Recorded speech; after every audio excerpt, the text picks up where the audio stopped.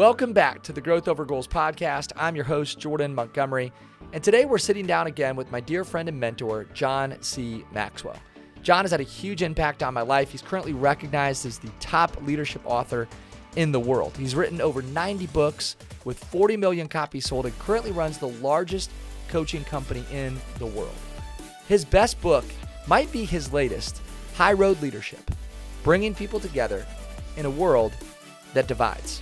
We're going to discuss that book today in an effort that you might be a leader, better positioned to unify, collaborate, and bring people together. Here's today's guest, John C. Maxwell.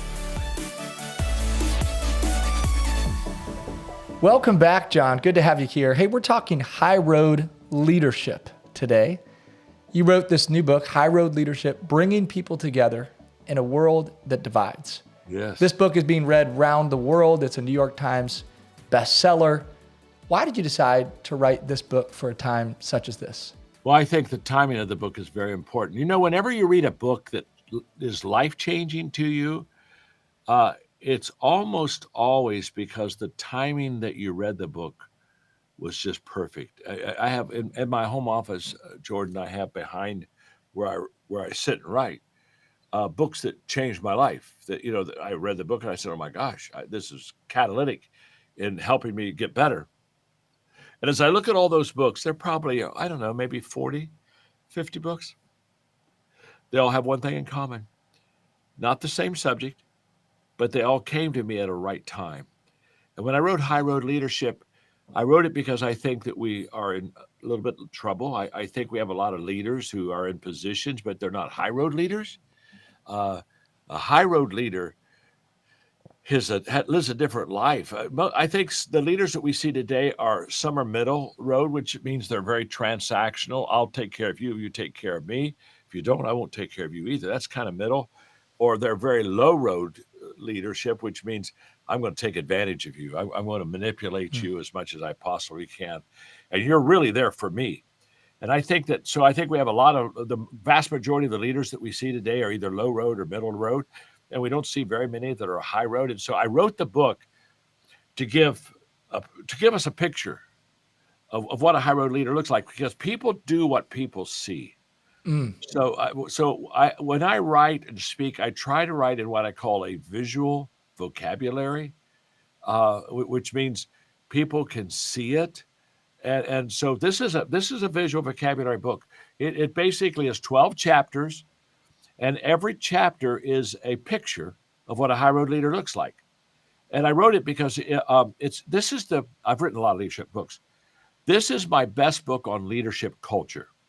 So for people that are, watching, listening to the podcast, if they have a team, this is the book for you to develop your culture, because culture is more important than vision. Vision is what you see. Culture is what you do. You don't arrive to what you see. You arrive to your behavior.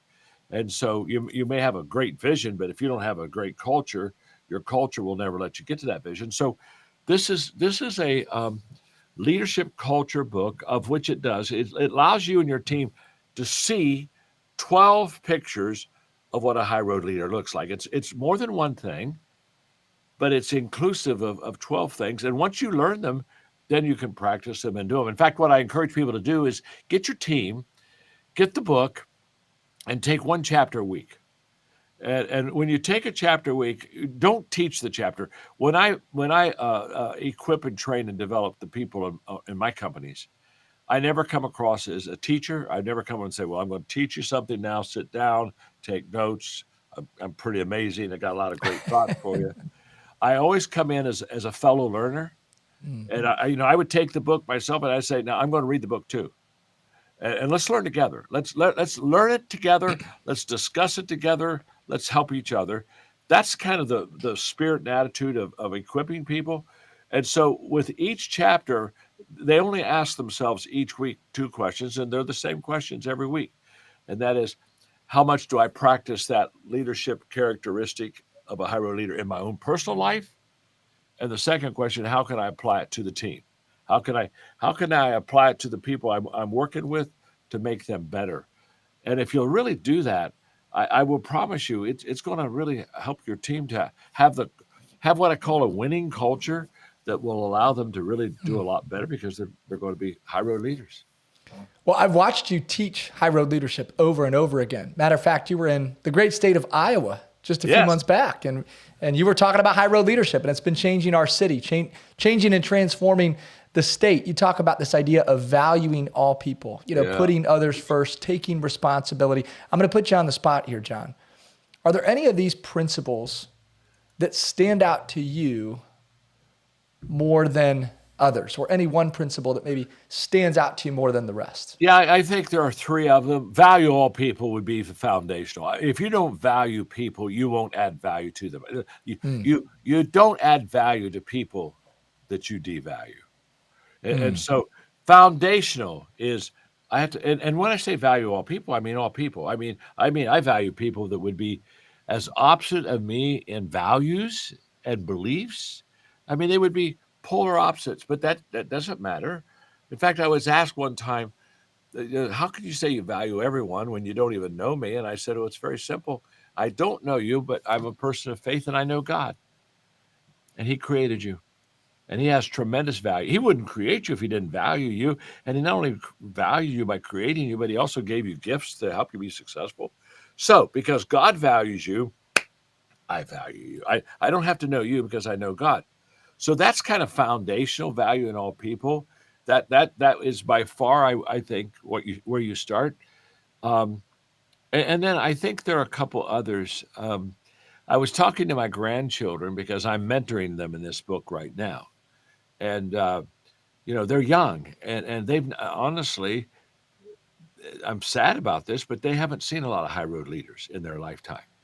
And so I'm making sure that they get a picture. What does a high road leader look like? So I was having a mentoring breakfast with them the other day, and we were going over the book. And I asked them, I said, of all of the pictures of a high road leader, which one do you find to be the hardest to live up to or to have in your life? And it was so interesting. That discussion was so good as I listened to them. And interesting enough, they all picked the same, well, almost all of them picked the same one. And that was the one that they had the most difficulty was keeping score. Keeping score. And even in their young lives, they've been taught in our culture to keep score. Well, I did this for them. What are they going to do for me? And one of the characteristics of high road leaders, they don't keep score. I tell people, keeping score is good for games, but it's not good for life. And I can still remember as a very young leader having a relationship with a guy that really had added a lot of value to me. And one day I found out that he was keeping score the whole time. And he was looking at me and saying, "You owe me. My gosh, I've done this for you." And I felt discouraged. I felt out of touch. I felt I could never catch up. And I felt manipulated.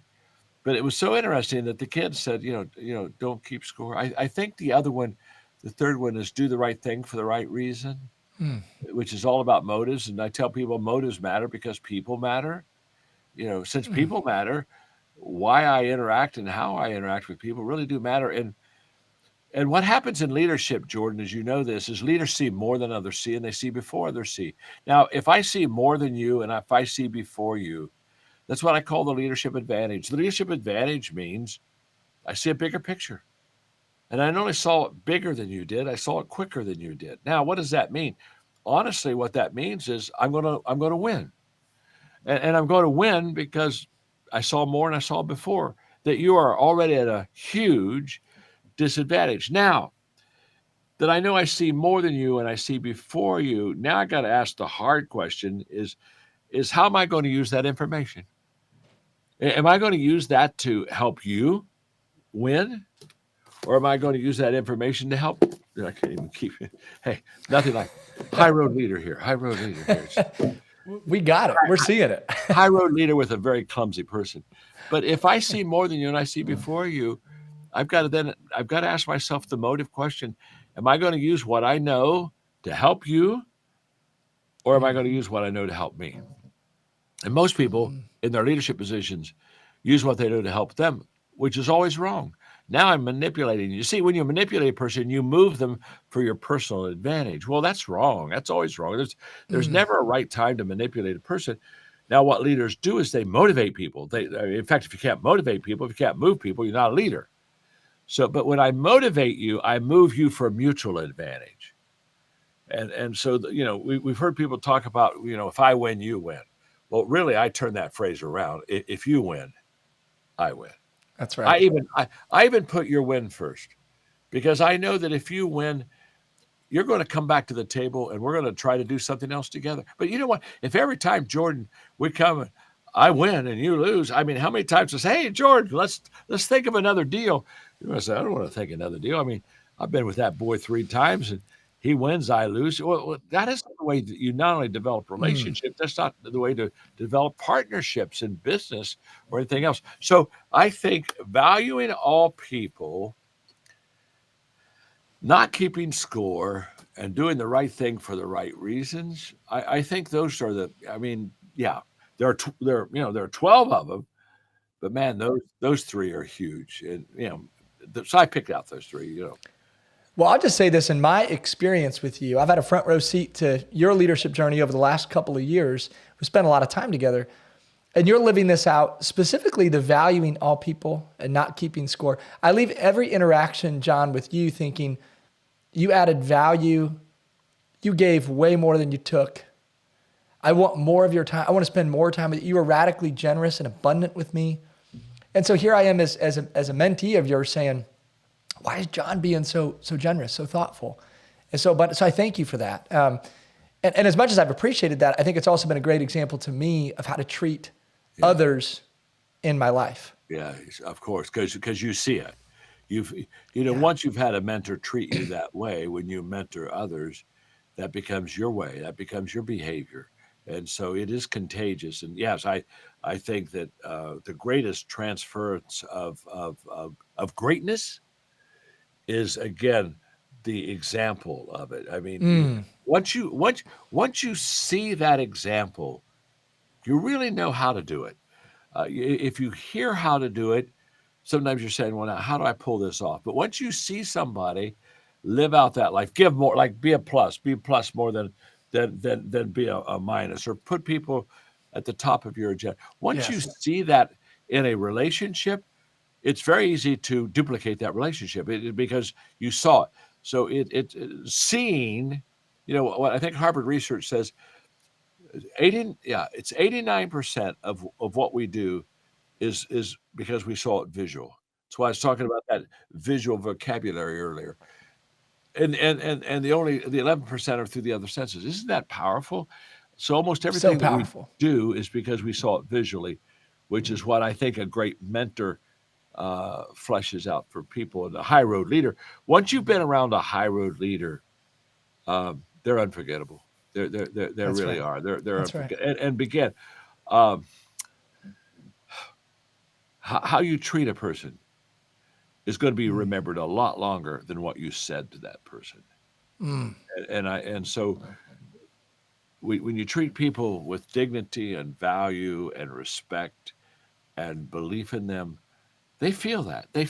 And when they feel it, they have a tendency and a propensity to migrate to it. My father used to say all the time in mentoring me, he says, big people make other people feel bigger. So he said, when you're around a big person, the natural carry that you walk out of the room with is, I'm better, I'm bigger. And you feel that bigness, just like, honestly, if you're with a small person, they just whittle you down, and when you leave them, you feel smaller. And so, I want people, when they're around me, when they're done, they just say, yeah, I feel bigger. I can do this. Well, John, we got to give you time back today, because there's people that you need to make bigger and better. Yeah. But I want to say thank you for being here today. You've said it many times, who you're mentored by is more important than what they say. And I'm so thankful for who you've been in my life. There's a really important who in your life, and I want our listeners to hear this as we sign off. You wrote another book about a high road leader, a person who's very precious to you, Jesus, the high road leader. Yeah. And you wrote it with Chris Hodges, and this book has been going gangbusters. Going crazy. And so pick up this book, Jesus, the High Road Leader, also the book High Road Leadership. We're going to add those links in the show notes so you can order them and check them out. John, anything you want to say just in closing about Jesus, the High Road Leader? Yeah, what I want to say is I am a person of faith. I very seldom write a faith book because my audience is a secular audience. And so therefore I'm trying to reach them where they are so that I have an opportunity someday to share my faith with them and have the respect and integrity to have that platform. But I wrote this book because I think that when people ask me who the greatest leader that ever lived, I always say, well, I may disqualify myself before I talk, but I'm a person of faith. So I think the greatest leader that's ever lived is Jesus. And when you think of, he started off with a dozen guys and half of them were suspect. And yet you realize that now 20 centuries later, with billions of people that have been Christ followers, if there's a better leader, I'd like to, somebody's got to point that out to me. But I wanted to do this book because I think people of faith need to, again, get a good picture of Jesus. So this is the Gospels. Chris and I wrote 8 distinctives of a high road leader, but it's all biblically based. And if you're a person of faith, you just need to kind of get walking with Jesus in the Gospels and fall in love with how he did things again and how he saw things, because he was really a high road leader. I mean, his example is huge for all of us. So I wrote it, and both books are going crazy right now. And I think it's because, again, it meets a need. I think right. We all feel that we haven't been led as well as we could be led. So I think we kind of are hungry to kind of see what that looks like. Well, you have been helping me. You've been helping millions of people with High Road Leadership and Jesus, the High Road Leader. Again, if you're listening, go check out these 2 books. They will change and transform your life. John, I appreciate your friendship, your mentorship. I've been having so much fun learning with you, running with you this past year. Me I'm too. so excited about all that we have ahead of us. I am too, Jordan. And my last thought is I'm having a lot of fun working with you and Chad and doing this mentoring. But what people don't understand about mentoring is both you and Chad teach me also. When you pour your life into someone else, some of this comes back to you. And the 2 rewards of a mentor is you begin to see people grow because of what you're sharing and teaching, but you also begin to grow because they're starting to return. I have received more from people that I've mentored in life than what I've given. I've never done it for that reason, but it comes back. It really comes back. When you give it freely without reservations, it just comes back. So anyway, great to be with you. Proud of you, Jordan. Bless you, Chad. Love you guys. God bless you, my friend. Have an amazing day. Thanks, John. Thank you. This has been another episode of the Growth Over Goals podcast. I'm your host, Jordan Montgomery, and I want to say thanks again for being with us today. Thanks also to John C. Maxwell for your investment of time and energy into today's conversation and the investment of time and energy that you put into my life. You can order the book, High Road Leadership. We'll add the link in today's show notes. Go check it out. A New York Times bestseller and a book that's having significant impact around the world. Thanks again to John Choate and his team at Storyline Multimedia for all that they do behind the scenes to make these episodes go. Be well, be great. Have an amazing day.